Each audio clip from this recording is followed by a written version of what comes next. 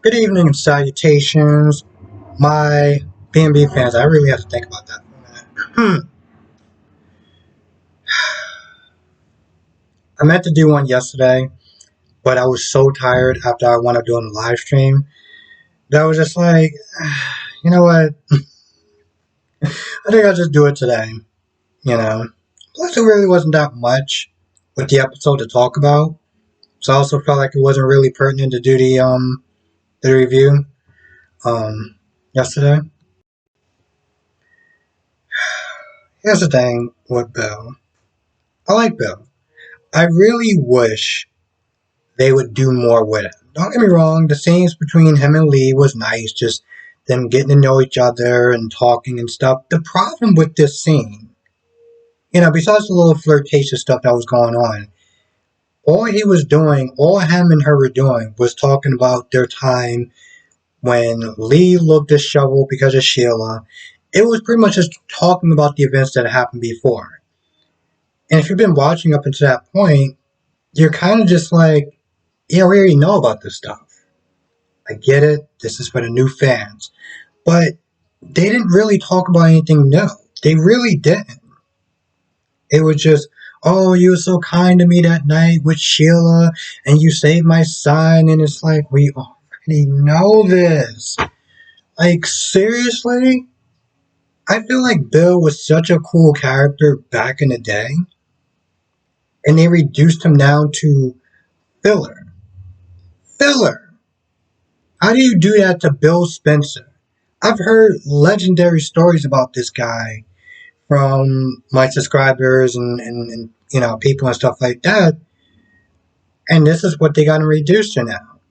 Fillers. Just like that's it? This is what we're doing with this guy? This is the reason a lot of times when I see Katie, I was like, oh man, it's Katie, it's so sweet, it's so nice. The hell are you doing here? You got a story going on? You just here just to be here, just to breathe and take up oxygen? That's awesome. It was like yesterday when you had, the Spencer boys or whatever. You had Liam and Wyatt and Bill. It was a funny, it was a good scene. Bill always makes the scenes just really interesting and funny and fun to watch. But it, I don't know. Like, Wyatt being there is like, why are you here? What the hell are you doing here? I don't know. Again, you gotta sit there and take what I'm saying with a grain of salt because I haven't really watched Wyatt in the years, and well, I know he may be a really cool character, but all I saw him there was just being there, smiling, smirking, saying one or two lines, and that was about it. Now, the scene with Taylor and Brooke was actually really good because in the beginning, Taylor was pissing me off. Brooke came in there and practically she was like, "Yo, you gotta sit there and handle your daughter. You gotta handle your daughter." And told her about the incident. And at first, Taylor pissed me off because she was like, "Oh well, I'm pretty sure whatever Steffi was doing, I'm pretty sure she had to get reason for it." And I'm like, "Boo, don't come across as a Karen. No one likes Karens. No one." There's actually a movie called Karen, and I just don't know if I can bring myself to watch it. But yeah, in the beginning, that's what she said. She tried to play down a lot of the stuff that she was doing. It just pissed me off. Because, Brooke is like, listen, I get that your kids don't like, us being together, but, as my husband, what she did was out of line. And you need to put a stop to it, and you need to do it like 5 minutes ago. So after Taylor kept being dismissive about the situation, she finally says something smart. Now, she said this before, and I don't remember if I commented on it. I don't think I commented on it. But Taylor was like, Ridge is in love with both of us.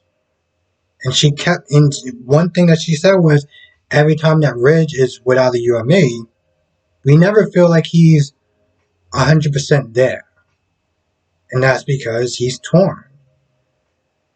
See, again, in real life, these women would have made the choice of, yeah, screw that, we're just going to sit there and find somebody else. Because that's just utterly insane. They have these Beautiful, attractive women arguing over this one guy. Like, really? Now you don't have anything else better to do?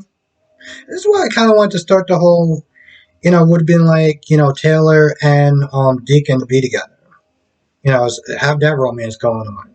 Just to have something kind of break up the monotony of something that has been going on for years, of something that fans of this show has been watching for years, and it's just like, why can't we get something more?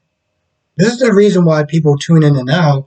They'll watch for a week, they'll watch for like 2 weeks, they'll stop for a couple of days, because they get tired of seeing the same things play out over and over and over and over and over again.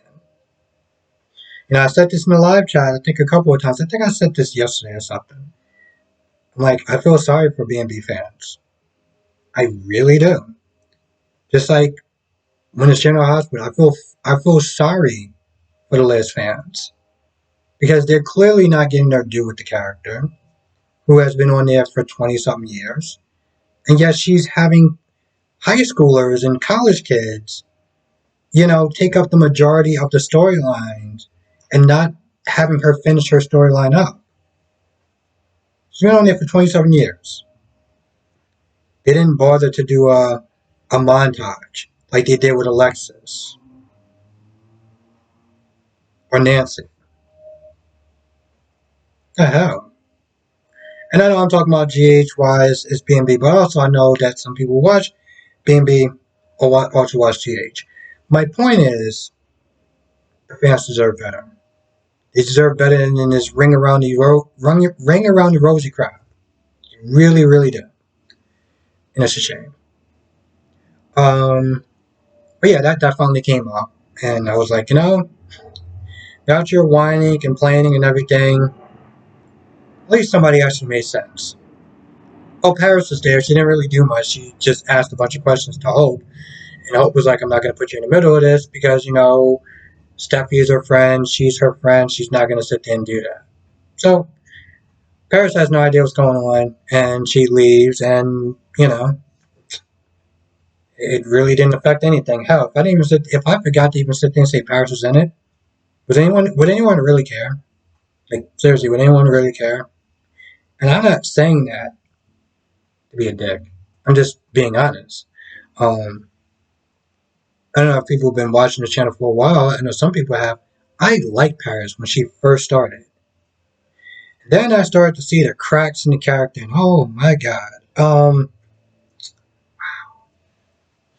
Now, Thomas comes in there, and Hope is like, yo, your family, your sister, got some problems, and she tells him about the fact that Brooke couldn't talk to Ridge because Steffi intercepted the call and was like, nah, you're not going to talk to him tonight.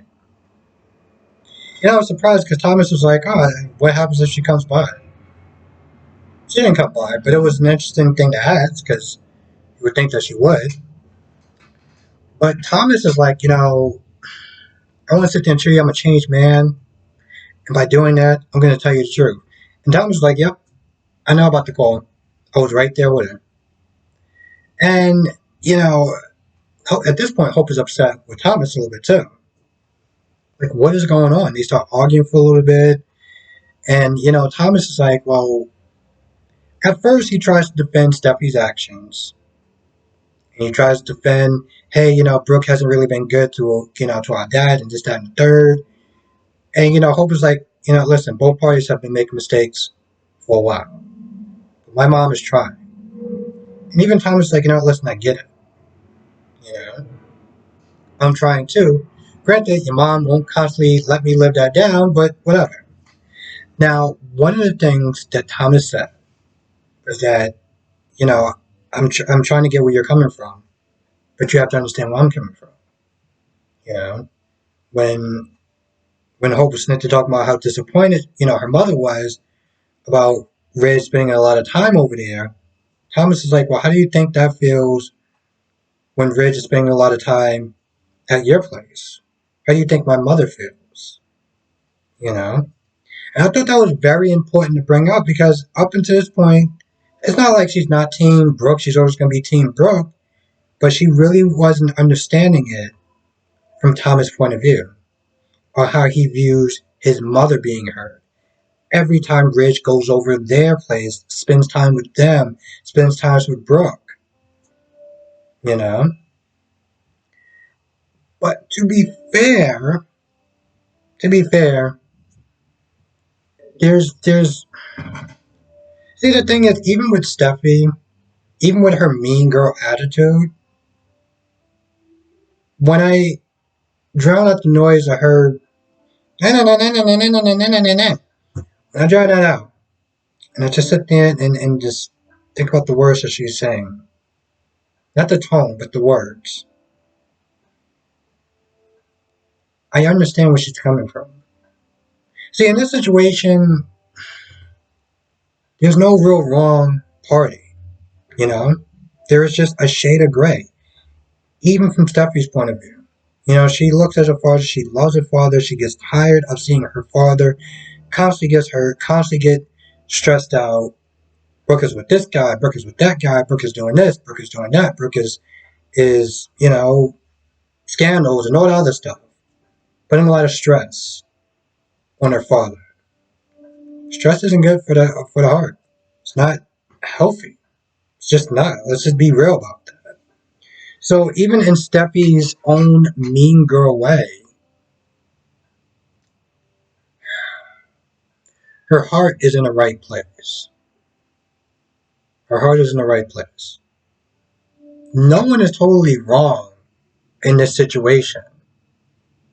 You know, we can sit there and be like, well, I like Taylor, so I'm going to be Team Taylor. I like Brooke, so I'm going to be Team Brooke.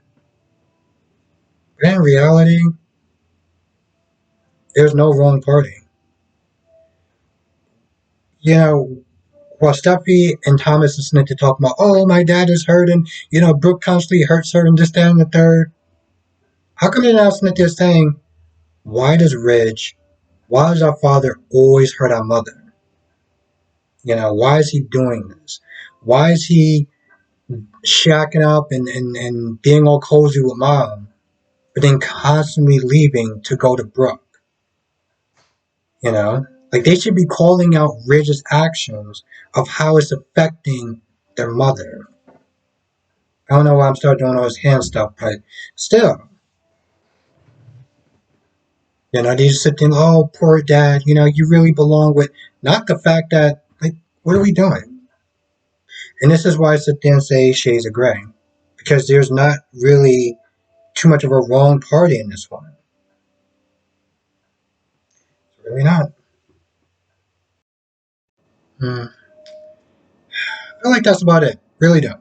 So, with that being said, I'm gonna go. I want to thank you for watching. Be safe. If I miss anything in the comment, if I miss anything, please let me know.